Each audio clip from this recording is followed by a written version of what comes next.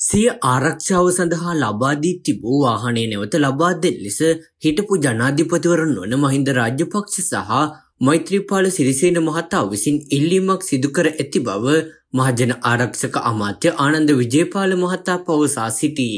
වාහන රජයට ලබා දීම හරහා ඔවුන්ගේ ආරක්ෂාවට යම් බලපෑමක් සිදුවන්නේ නම් එම වාහන නැවත ලබා දීමේ හැකියාවක් පවතින බව එහිදී ඔහු වැඩිදුරටත් සඳහන් කර සිටී.